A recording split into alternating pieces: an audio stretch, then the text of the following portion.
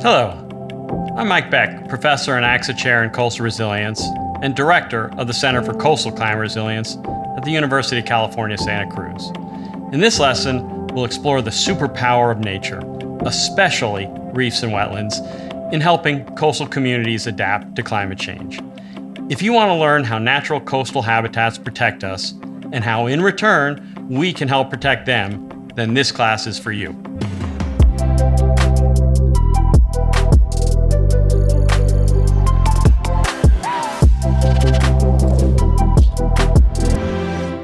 Climate change is no longer a problem of the future. It's here and now. The frequency and intensity of natural disasters, particularly from storms, has increased significantly in recent decades, putting our coasts at greater risk of erosion and flooding. All this leads to extensive damage and economic costs worldwide. Indeed, total damage from storms alone topped $210 billion worldwide in 2020.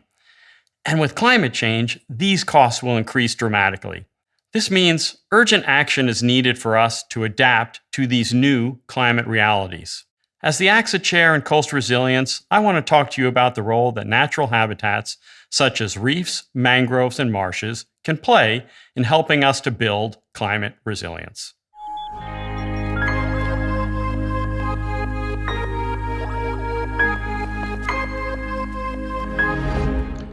Who doesn't dream of living by the ocean?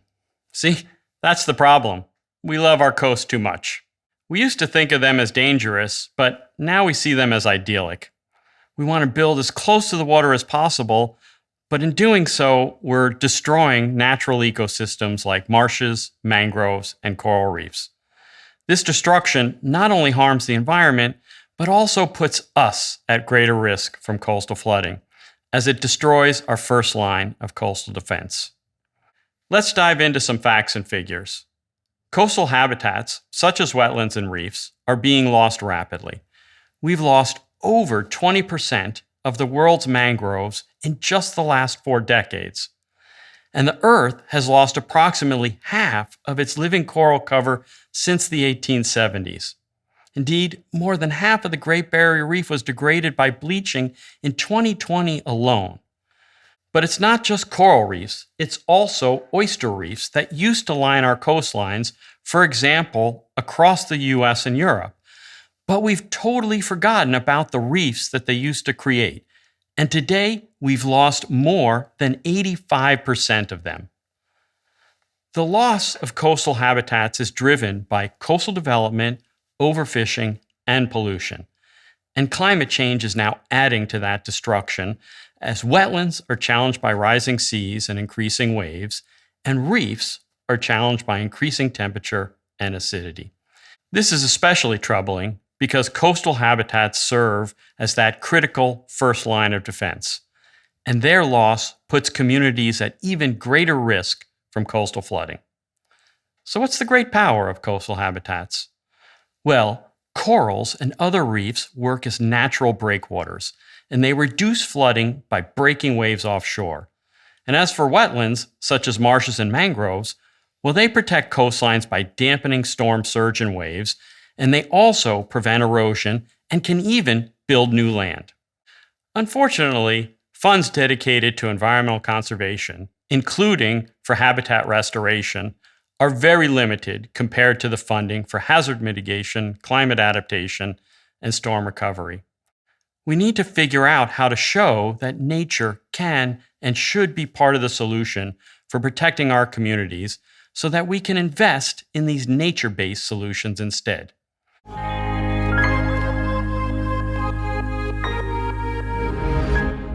This is my surf beach at home on January 5th, 2023. Normally, there's a lovely little beach, nice waves, and a small lagoon on the backside. But January 5th was the worst day of waves and storm damage that we've seen in decades, maybe ever, in Central California. Across town, waves smashed into roads, homes, and businesses, and that includes my beach.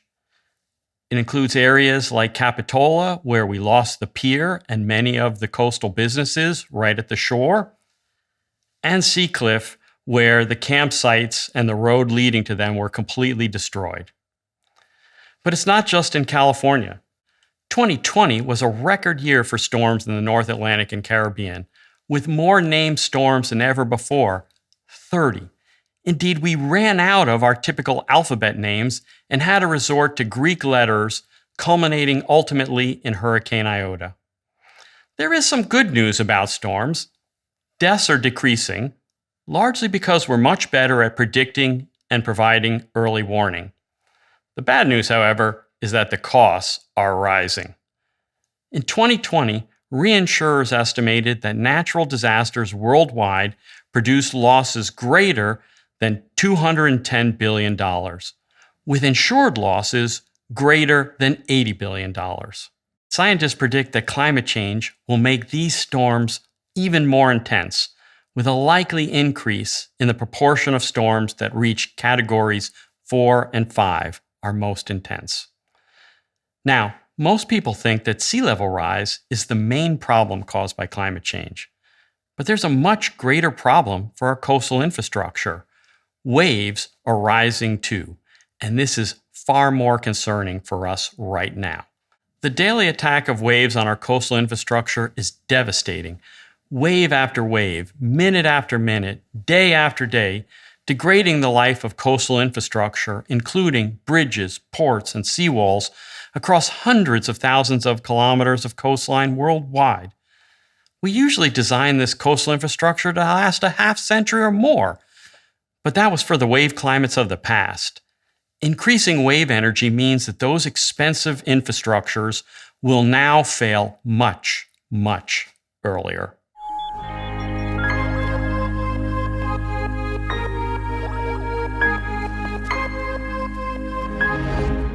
Around the world, wetlands, such as coastal marshes in Europe, the US, and China, and mangrove forests across more than 100 tropical countries, provide coastal protection. For millennia, coastal fishers knew to push boats up in marshes and inside of mangroves to protect from storms. And in past decades, we seem to have forgotten those benefits, and we've seen these wetlands as swamps that needed to be drained and developed, and they've been decimated to build cities, ports, airports, and aquaculture farms.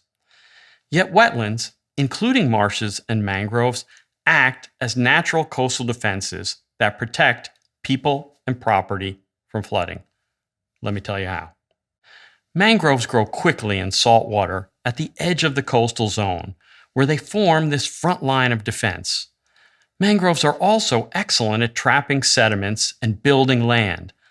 On average, mangroves can grow vertically by 1 to 10 millimeters per year in the land that they develop.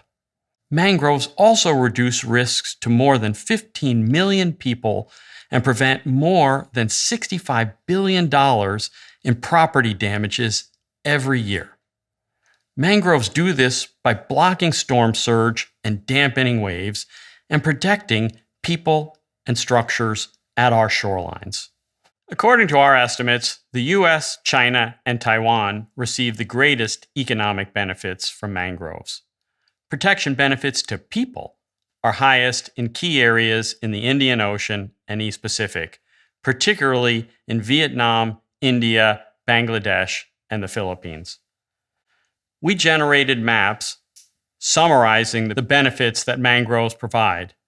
They provide tens to hundreds of millions of dollars in flood protection benefits annually on coastlines around the world, and we can show the hotspots where these benefits are most critical and we should act first to protect them, including in areas in Southeast Asia as well as in the Caribbean.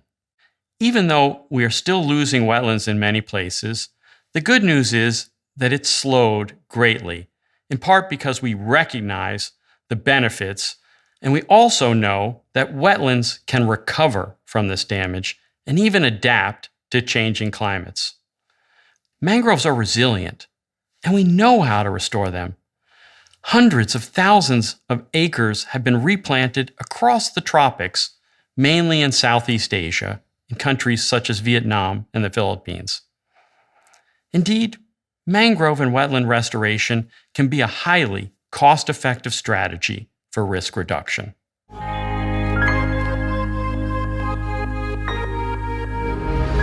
Have you ever stood on a tropical coastline and watched huge waves break offshore?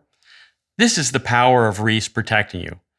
And this happens not just around tropical reefs, but around rocky reefs on temperate coastlines from South Africa to Spain, Australia to America.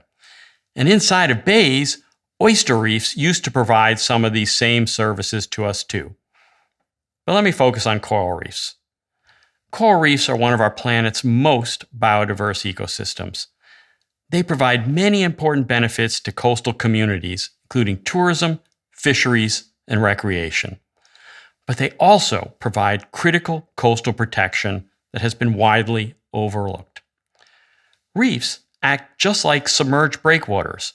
They break waves and drain away their energy offshore before it floods coastal properties and communities.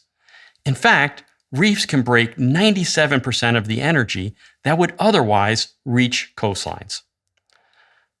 On shorelines with coral reefs, if we were to lose just that topmost meter of reefs, these natural breakwaters, the cost of storms would double. In the US, coral reefs are a natural flood barrier worth millions of dollars every year. An example of these million-dollar reefs is in this image from Florida, and we've shown, highlighted here in blue, where those reefs are providing those really significant benefits. We also showed that around the world, if reefs were lost, the impacts would disproportionately affect some of our most socially vulnerable communities. Reefs are in trouble from development, overfishing, and climate change. But we can restore them. If we reduce the impacts to them, then they can even grow in the face of climate change.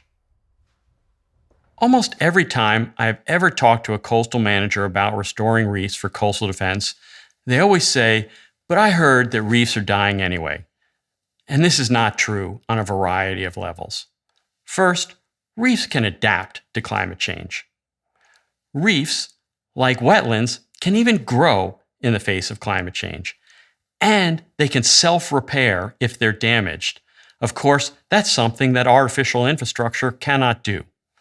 And finally, reefs are still in better shape than most other coastal habitats such as wetlands or forests. And with a little love, we could help them out even more. Let me show you what I mean with this actual coral head that I collected in the Bahamas. It's dead, but when it was alive, it had polyps all over the surface, filled with colorful zooxanthellae. When corals become stressed, for example from warming and acidic water, these zooxanthellae flee and leave behind this white or bleached coral. This is a limestone skeleton, and it's why coral reefs and oyster reefs are actually like a natural limestone seawall.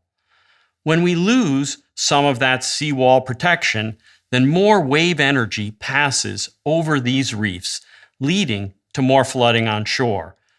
But we can also restore these reefs, building back these coral heads, increasing the height of the reef, and blocking the waves from hitting those shorelines. Reefs can also grow with climate change, and they can even keep up with sea level rise if we keep them healthy. This is the healing power of reefs.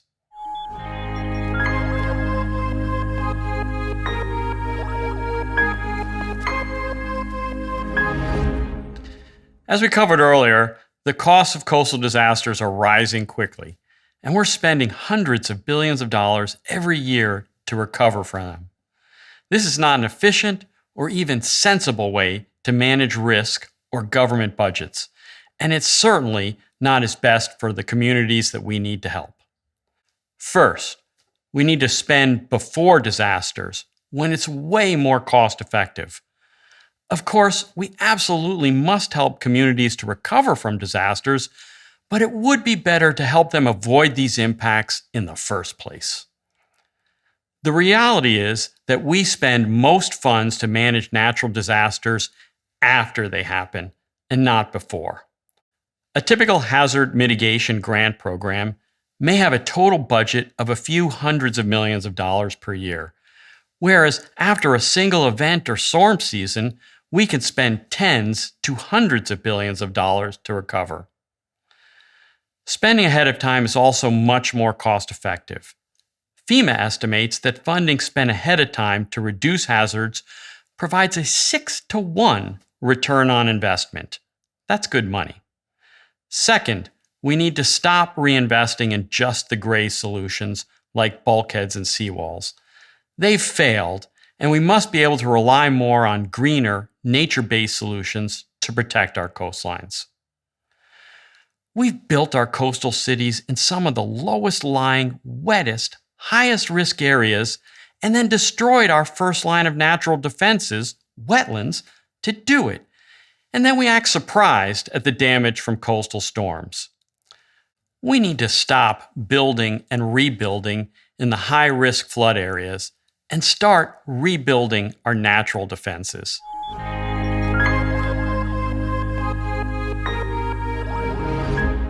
It's a simple fact. We don't protect what we don't value. While we value what we take from nature, fish, water, gas, we don't place a value on the natural assets that we leave intact to provide critical benefits such as flood protection. But that's starting to change. The UN and the World Bank and others are leading the way with natural capital accounting. And we're helping assess the value provided by mangroves and reefs and storm protection to every nation every year using the exact same techniques that are used to account for what we take from nature. When we do that, we show, in fact, that we gain enormous economic benefits for our people and property by keeping our habitats. Countries such as China, Vietnam, Australia, the US, and India receive tens to hundreds of billions of dollars from just mangroves and just flood protection benefits, and that's before we even think about the many other ecosystem services that these habitats provide. This understanding is helping to change policies about how we manage nature. And we must expand this thinking in private markets as well. And carbon markets provide a good example for that. We have recognized that we must slow climate change. And governments and businesses are required, and in many instances are voluntarily purchasing carbon credits to take action, such as planting trees to soak up this carbon. And this in turn protects future people and property, say in 2050, from climate change. But what about protecting people now? It's already clear that climate change is here, and much of this change is impacting people, and it's usually those people that have contributed the least to climate change, such as in small island developing states across the Caribbean, Pacific, and Indian Oceans. We should be getting public and private support for actions that reduce impacts such as flooding from climate change. So in addition to supporting mitigation markets, we should also be developing and investing in adaptation markets, whereby we buy credits, take actions such as planting mangroves and rebuilding reefs to reduce the impacts of climate change right now, not just in the future.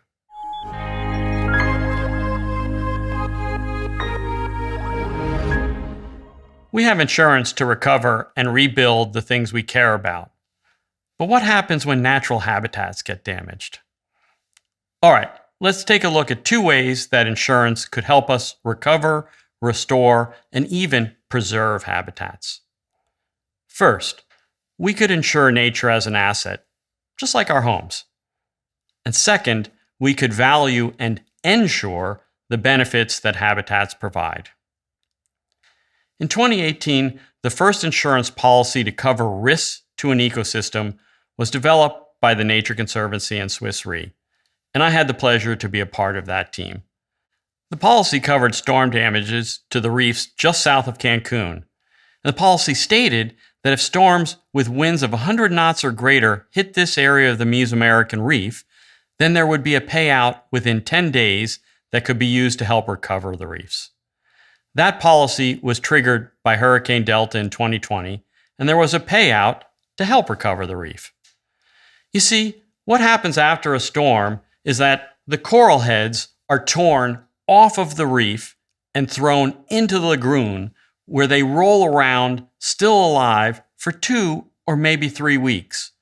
So if you can get in there, particularly with trained local divers, then you can get these corals and glue them back onto the reef to quickly reestablish and help that reef recover. At the same time, you can also remove debris that is further damaging the reefs. And this can be everything from fishing nets to refrigerators that are lost in the storm and floods. That reef policy is now being expanded to cover more reefs throughout Central America, and this year in Hawaii. And soon, hopefully, there may be innovative insurance to cover mangroves damaged by storms. Now, let's take a look at the second way that insurance could help, which unfortunately has not yet been used, but it could be. We worked with the U.S. Geological Survey, USGS, to show the loss of productions resulting from the reef damage caused by 2017 hurricanes. What you can see here in this figure is the risk that we would expect in a 1 in 100 year storm in Puerto Rico before the reefs were damaged. And that's these white bars. The blue areas are the damages that occurred during those hurricanes. After the hurricanes, we reassess that risk given the loss of reefs and how much additional losses there could be in the future. And that's all the yellow, orange, and red bars. So we can point specifically to where damages from reefs, here in the blue, will demonstrably increase risks to people and property. Further, we can specifically show where reef restoration would have the most significant benefits for reducing risk, and that's shown here also off of San Juan, Puerto Rico. In this figure, the height of the bars indicates the total risk in the 100-year floodplain. And then if we were to restore reefs, and so we restored them right along these yellow bars off the coast, we can show how much risk would be reduced. And that's the blue bars, specifically showing where reef restoration would have the greatest benefits. So what's the point? We can show quantitatively that damages to reefs increase risk, and that restoring them reduces that risk in very specific ways. And this is where we ought to be investing funds from payouts from both public and private sources. Indeed, we should be giving policyholders incentives to ensure that these habitats remain intact. And homeowners are likely to respond to such signals. A survey of coastal landowners in Alabama showed that small insurance incentives could change whether they chose to restore marshes or to continue to rebuild failing bulkheads after storms. They will build it, that is, restore habitats, if we signal their value.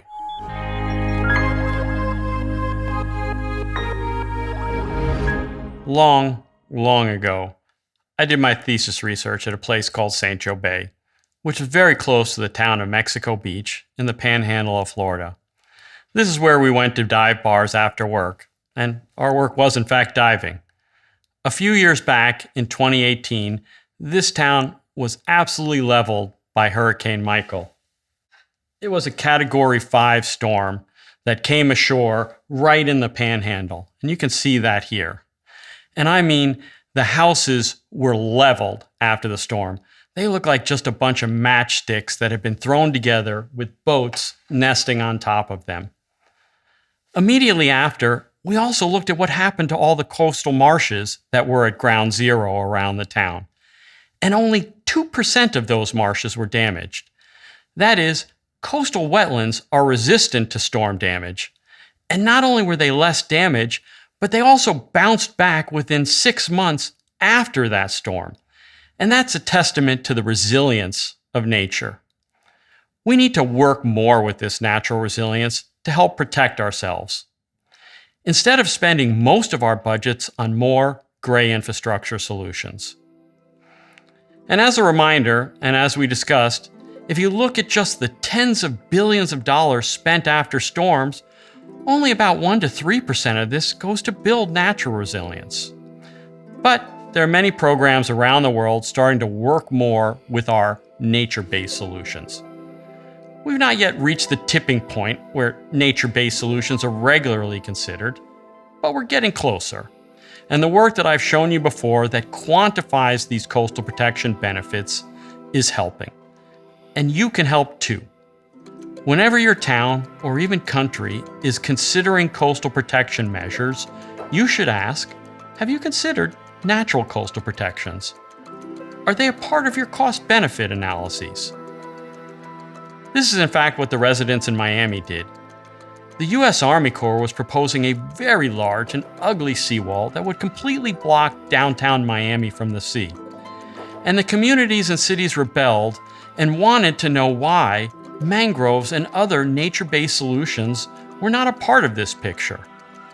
And now, a much more aesthetically pleasing plan is being developed which incorporates hybrid solutions, putting gray and green together. Other significant opportunities exist to greatly expand support for natural infrastructure using some of the same financial mechanisms that have traditionally supported gray infrastructure projects like roads and levees. Right now, after storms, if built infrastructure is damaged, then we invest immediately to recover it. Not so for our natural seawalls like reefs and mangroves. That should change. And given our findings about how valuable wetlands and reefs are for coastal protection, we believe that they should be viewed as national infrastructure and made eligible for funding from hazard mitigation and disaster recovery budgets, just like other coastal defense structures. Natural ecosystems have the power to reduce risks, and they can help deliver a triple win with benefits for the economy, communities, and the environment. All that's left to do is for us to act.